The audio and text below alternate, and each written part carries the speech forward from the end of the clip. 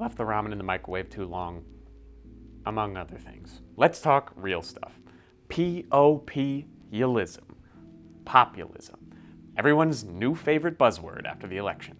What it be? What it do? Populism. Can it help you too? No.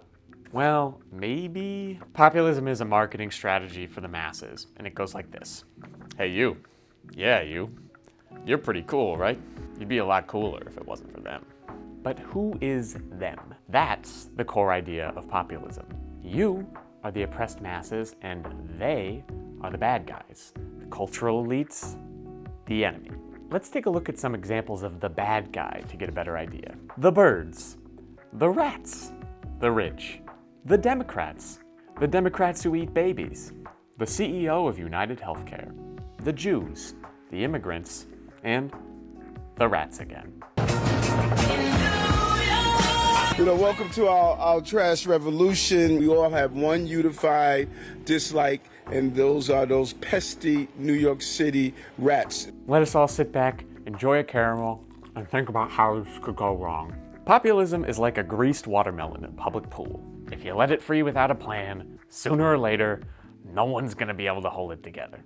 But not all populisms are created equal. Easily the best meme to come out of the 1980s is trickle-down economics. Of course, the ideological divide goes back much further, but we can take a look at two strands that diverge out of trickle-down economics: individualism and collectivism.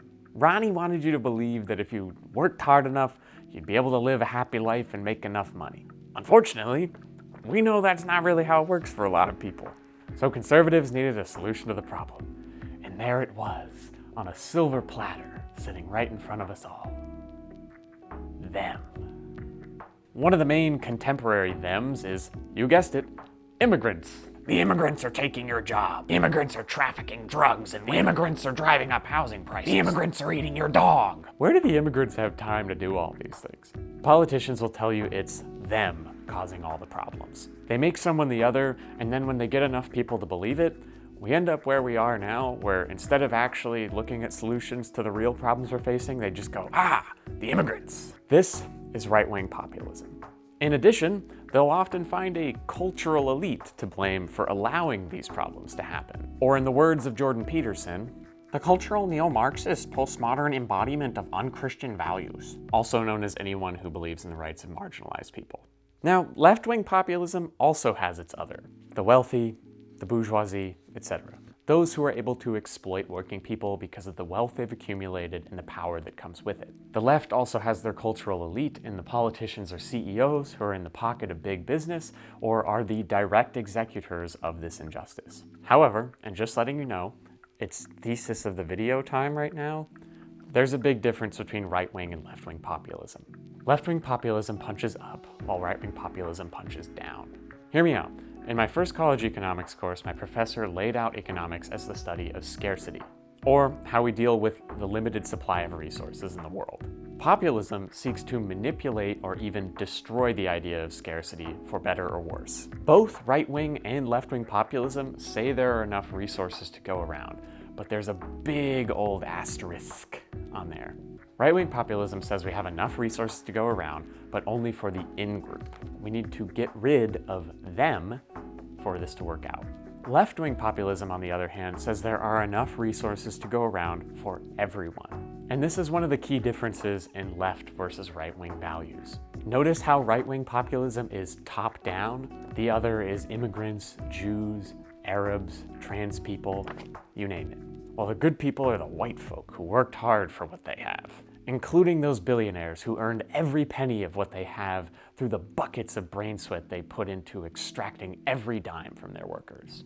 On the left, populism is bottom up. It's the wealthy hoarding what they have. It's the workers who are exploited by those above them, not their immigrant peers. You're telling me the farm worker who spends 16 hours a day picking fruit to feed his family isn't ruining my life? I just can't accept this. While some may say that we need to get rid of the wealthy to solve the leftist populist equation, not everyone agrees. There are many who believe in the possibility of redistributing wealth, metaphorically ending the ultra-rich rather than corporeally.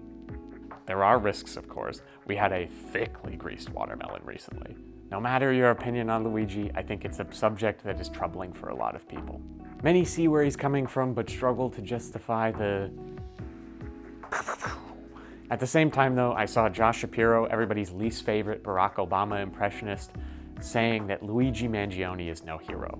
And I agree, but I think the Dems are just showing how out of touch they are with everyday people. Mangione is not a hero, but neither is Brian Thompson. For all intents and purposes, Brian Thompson was a mass murderer, and he was part of and uplifting a system that places shareholder value over the lives of millions of people. And no, you don't have to support violence to believe in left-wing populism or social values. You just have to see how average people in society are exploited by those at the top, and how those at the top want to keep it that way.